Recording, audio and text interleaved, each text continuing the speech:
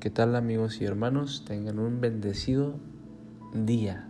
Este lunes 21 de marzo quiero agradecerles por participar en este canal, al ver los videos. Espero que les esté sirviendo.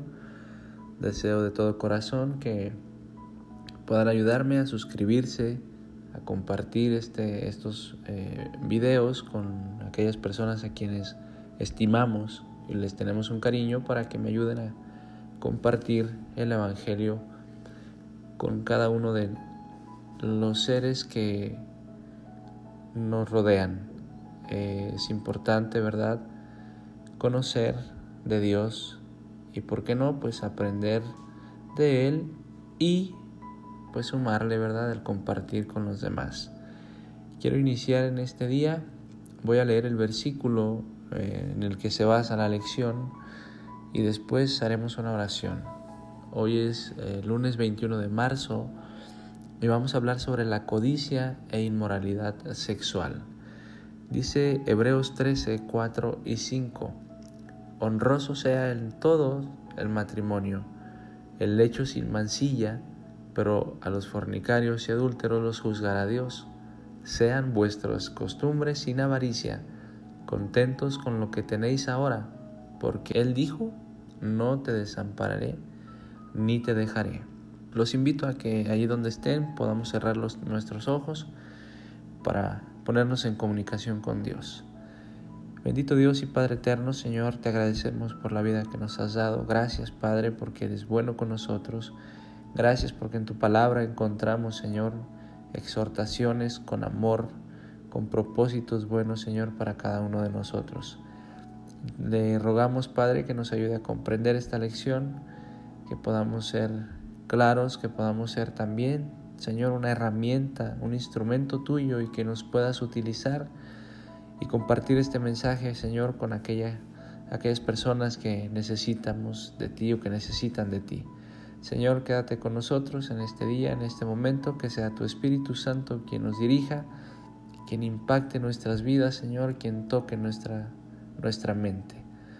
Gracias, Señor, porque nos has escuchado en este día. Nos ponemos en tus manos, en el nombre de Jesús.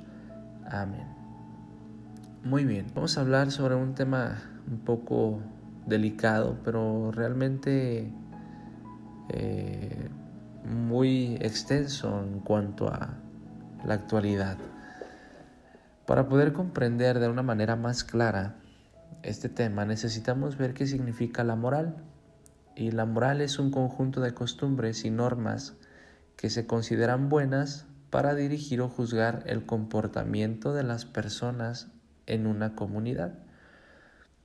Es decir, la moral va de acuerdo a lo bueno y lo que no es bueno, o bien a lo que para la sociedad es bueno y para lo que la sociedad dicta como malo, o bien de acuerdo a la voluntad de Dios, según las normas que yo considero que vienen de Dios, me ayudarán a saber qué es lo bueno y qué no lo es. En la cita bíblica que ya hemos leído, encontramos cómo Dios, en primer lugar, nos dice cuál es la moral que debemos seguir, es decir, cuáles son esas normas correctas y agradables ante Él que debemos practicar en el matrimonio y cuál es su valor. Esto lo vemos en la siguiente pregunta. Viene una frase bien interesante que dice: ¿qué significa un lecho sin mancilla? Esta frasecita, ¿verdad? Un lecho sin mancilla. Es bien interesante, déjame te comparto lo que significa. Significa una relación sexual pura, íntimamente, dentro de ese marco matrimonial, sin morbosidad, sin pensamientos oscuros, una relación de entrega total tanto del hombre como de la mujer. Eso significa un lecho sin mancilla, ¿verdad? Algo que no se ha degradado, algo que es limpio, que es puro, ¿sí? Es decir, la moralidad que Dios da es que dentro del matrimonio debe existir amor, respeto, pureza, admiración de una persona a la otra, deseo santo, una voluntad dispuesta, una conexión entre ambas personas de su mente, cuerpo y espíritu. Para Dios eso es lo correcto. En la actualidad podemos darnos cuenta que esto que Dios nos está presentando a través de la carta de los Hebreos por el apóstol Pablo se ha perdido demasiado, ¿no? Incluso pues desde esos días del apóstol Pablo ya veíamos ese tipo de prácticas inmorales, ¿verdad? Entonces por eso la exhortación o el llamado de atención que Pablo le está haciendo a la carta de los Hebreos. Hay que tener en claro que Dios siempre nos va a decir qué es lo correcto y qué es lo bueno, según su voluntad. Y también nos va a señalar qué no es lo correcto y qué no es bueno, según su voluntad. Ahora, nos presenta el tipo de actitudes y acciones incorrectas dentro del matrimonio. Para esto vamos a ver qué significa la inmoralidad sexual. Y esto significa hacer todo aquello que va en contra de los principios de Dios, los valores y el bien común en la sociedad. Es decir, la sociedad y este mundo me va a enseñar algo que para ellos está bien, aunque para Dios no esté bien, ¿sí? Pero nosotros como cristianos, como gente que quiere conocer a Dios, que queremos, ¿verdad?, aprender de Él, pues nos estamos dando cuenta en esta lección que realmente lo que la gente piensa mayormente en esta tierra, por lo que somos influenciados, no va de acuerdo a la voluntad de Dios. Entonces viene Pablo, ¿verdad?, a los hebreos y les dice, mira, hay algo que se llama amor fraternal. Pero hay otro tipo de amor que también se da dentro del matrimonio y que tiene que ser puro, que tiene que ser un amor diferente, que tiene que ser un amor en donde realmente te deleites con tu pareja.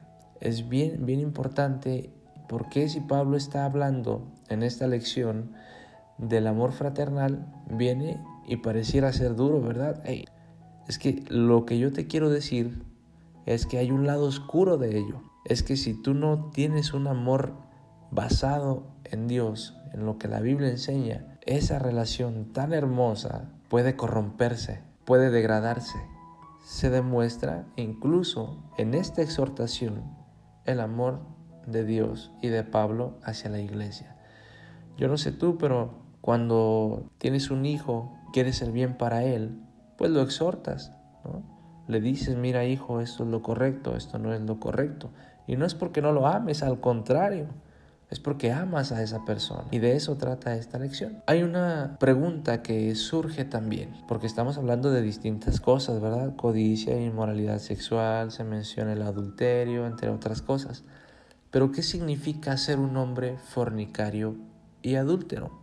Quizás las palabras se escuchan muy fuertes, pero déjame decirte qué significa. La palabra fornicario significa una persona que labora con su cuerpo físico sexualmente y que es inmoral en el marco de la sexualidad. Es decir, no hace lo correcto ante los ojos de Dios en cuanto a la práctica, ¿verdad?, de las relaciones sexuales. Mayormente este tipo de personas pues no tienen un respeto, ¿verdad?, por su cuerpo, no hay una pureza, no hay una admiración hacia la otra persona, no hay una voluntad dispuesta a amar realmente, no hay un ambiente agradable ante Dios, sino que lo que existe en estas personas cuando realizan estas prácticas, pues es una denigración, es una degradación de las personas. Y con esto no tengo la intención de lastimar a alguien, sino que quiero que vean el amor de Dios, porque aunque todos realmente practicamos cosas malas, Dios nos dice, ¿verdad? Oye, tienes que dejar esas cosas, tienes que dejar aquello que pareciera que te está haciendo un bien, pero realmente te está haciendo un mal, te está afectando, te está llevando a la perdición, ¿sí? Por ejemplo, en la primera carta a los Corintios, capítulo 5, versículo 1, se presenta dentro de una sociedad cristiana una práctica inmoral en cuanto a su sexualidad. Es decir, Pablo nos señala también, ¿verdad? Dice, mira, No solamente la gente que está fuera de Cristo, sino que gente que dice ser cristiana, que dice estar con Cristo, practica las cosas de manera incorrecta. Pero viene Pablo y te dice, yo no quiero que sigas viviendo de esa manera. Yo quiero que disfrutes el otro lado de la vida, en donde es una satisfacción, es una entrega, es una pureza. Es cuando tú terminas, ¿verdad?, ese acto con tu persona, cuando tú respetas a tu pareja, no hay un sentimiento de culpabilidad. No hay un sentimiento de incomodidad, sino que es todo lo contrario, ¿verdad? Te sientes satisfecho, has disfrutado ese placer que Dios nos ha dado como seres humanos, y hay una gran diferencia. En Efesios 5, 3 al 5, es bien interesante cómo es que el apóstol Pablo pone en el mismo renglón la fornicación y avaricia con inmundicia. Recomienda que ni siquiera se deben mencionar palabras que inciten a la mente a pensar de manera inmoral. Y no solo ese tipo de palabras, sino que tampoco debe haber palabras deshonestas ni palabras vulgares o en doble sentido en cuanto a la sexualidad. Además, el apóstol menciona que dichas cosas, o mejor dicho, quien practique este tipo de acciones por automático son personas idólatras. ¿Por qué? Bueno, porque la idolatría tiene que ver con fidelidad.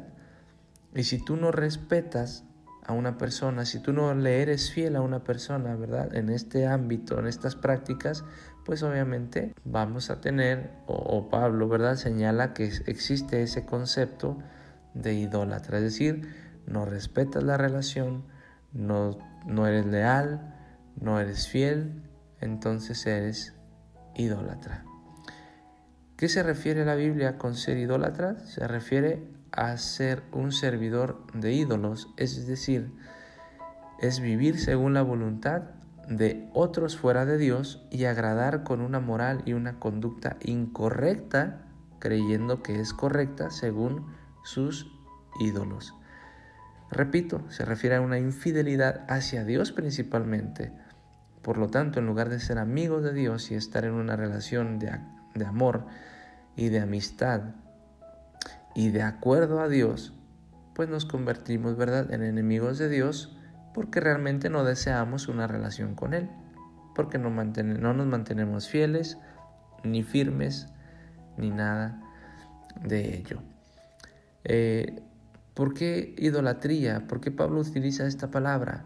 Recordemos que en aquellos tiempos las diferentes culturas, ¿verdad?, y las diferentes religiones tenían dioses, en donde, por ejemplo, existía un dios de la fertilidad, en donde ellos tenían la creencia de que si tú tenías relaciones sexuales con muchas personas, o incluso, ¿verdad?, entre todos al mismo tiempo, en un cierto lugar estabas adorando a esta persona.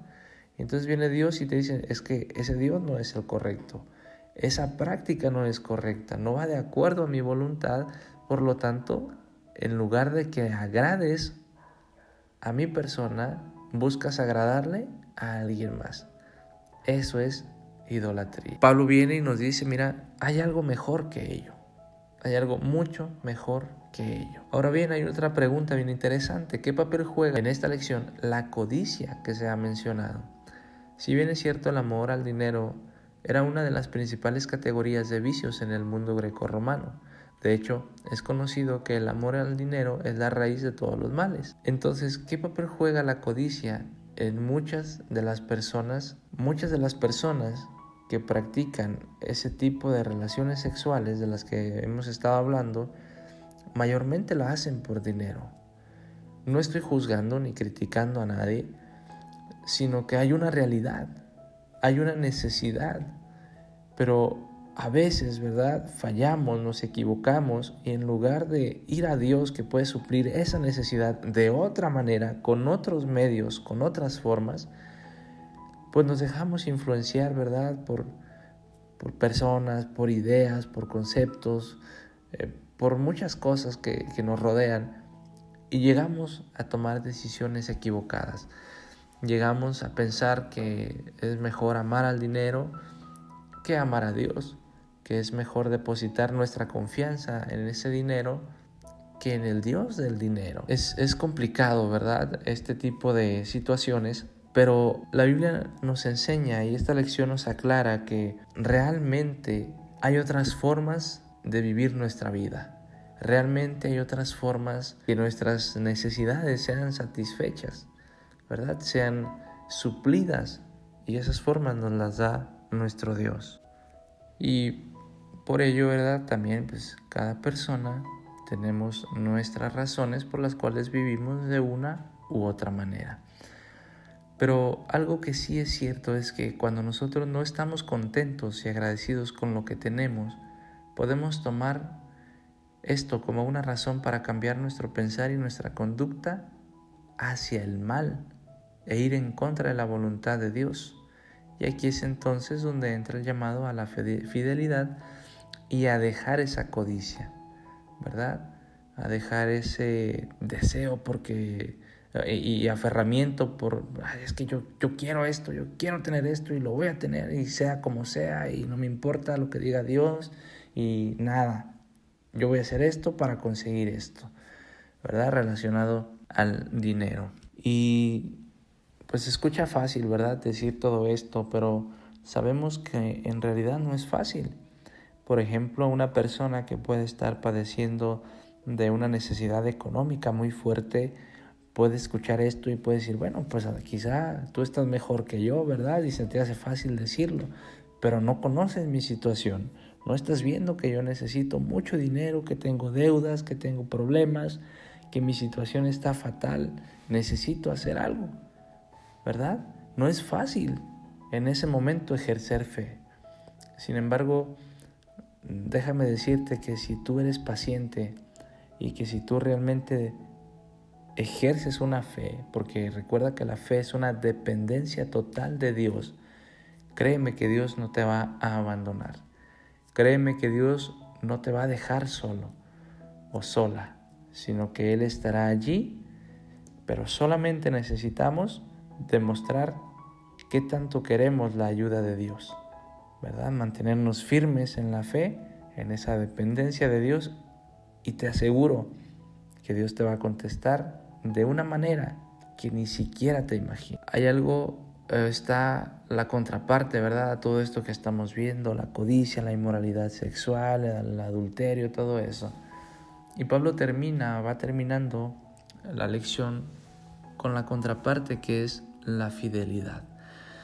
¿Pero qué significa tener fidelidad? Bueno, significa que alguien es firme y constante a sus afectos, ideas, obligaciones y compromisos. Hacia alguien o hacia algo, en este caso, pues hacia Dios, ¿verdad? Una persona fiel es aquella que está firme en la fe, constante en los afectos, que está constante en las ideas, en lo que cree, en sus responsabilidades, en el compromiso que tiene con Dios, lo lleva a cabo. Fíjate bien que la fidelidad nos lleva a ser personas confiables y honrados. Hay otra pregunta bien interesante también. ¿Por qué Pablo menciona este tipo de cosas? La idolatría, la fornicación, la inmoralidad sexual. ¿No se supone que estamos hablando de amor? Bueno, el propósito del apóstol Pablo es dar a conocer la contraparte del amor, la maldad, que puede afectarnos a tal punto de perder nuestra salvación. Si no dejamos que Dios nos guíe en su amor y si no practicamos dicho amor con nuestro prójimo, pues vamos a llegar a tener una vida peor de la que pudiéramos tener, a tener una vida triste, a tener una vida degradable, a tener una vida que realmente no nos haga sentir cómodos, ¿verdad? En la manera en que vivimos. Ahora bien, el apóstol Pablo sabe y conoce que Dios tiene un propósito con todo esto. Por supuesto, ¿verdad? Mira lo que dice, te comparto lo que dice Colosenses 3:5. Dice, haced morir pues lo terrenal en vosotros: fornicación, impureza, pasiones desordenadas, malos deseos y avaricia, que es idolatría. En pocas palabras, la lección enseña que al conocer a Cristo y aceptarle como nuestro Señor y Salvador personal, ya no debemos vivir una vida en la carne, es decir, una vida en donde si a mí me dan ganas de hacer algo, ¿verdad? Es mi deseo, mi cuerpo me lo pide, pero no es correcto. Bueno, yo tengo que aprender a decirle que no a mi cuerpo. Yo tengo que aprender a tener un control mental en donde yo diga, no es lo correcto y no lo voy a practicar. Eso tú y yo, querido amigo, no lo podemos hacer solos. Para eso necesitamos la dirección de Dios para que nos ayude a tener un control de nuestra mente y de nuestro cuerpo, ¿sí? Debemos vivir una vida espiritual y no carnal. ¿Qué significa vivir una vida espiritual? Significa vivir una vida en donde el Espíritu Santo es quien nos guía, es quien nos va diciendo qué sí es bueno, qué no es bueno, qué sí hacer, qué no hacer para el propio bien de nosotros. Una vida guiada por la voluntad de Dios y de nuestro Señor Jesucristo. Dios nos está diciendo, ¿verdad? Mi voluntad es que vivas en un amor que se basa en la razón, en la decisión, en el compromiso, en la responsabilidad, y te aseguro que eso también lo vas a disfrutar. Quiero terminar con esto. La mayoría de nosotros hemos cometido un grave error en nuestras vidas en cuanto al amor. Creemos que el amor es un aspecto terrenal. Creemos que el amor es un sentimiento. Creemos que el amor viene de lo terrenal, cuando el amor, el verdadero amor, es algo espiritual. Es algo que no se ve, pero que sí se piensa, que sí se razona, que sí se decide, que sí se vive.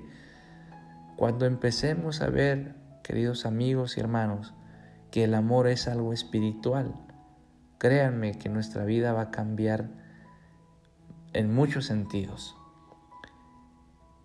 Tristemente, ¿verdad? Creemos que el amor viene a base de las emociones y sentimientos, según lo que mi cuerpo me pide, pero el amor que viene de Dios es espiritual, se basa en la razón, se basa en lo correcto, se basa en no dañar a los demás, se basa en vivir una vida con respeto, con fidelidad, con honra a Dios. Deseo que Dios te bendiga mucho en este día. Deseo que puedas compartir esto, deseo no haber lastimado a alguien.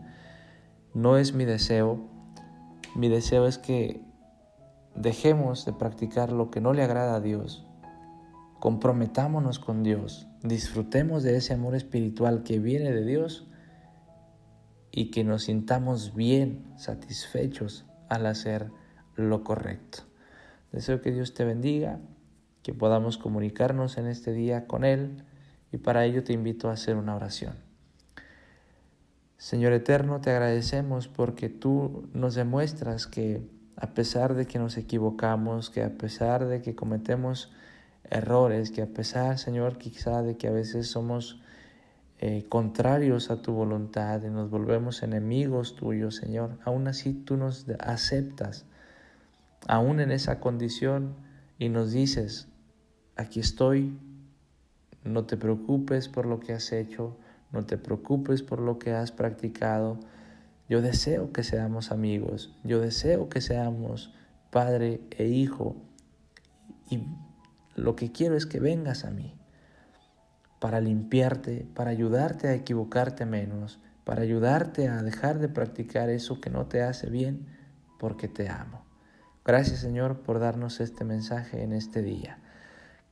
Te rogamos que te quedes con nosotros, en el nombre poderoso de Jesús. Amén. Amigo, que tengas un gran y bendecido día. Dios te bendiga siempre.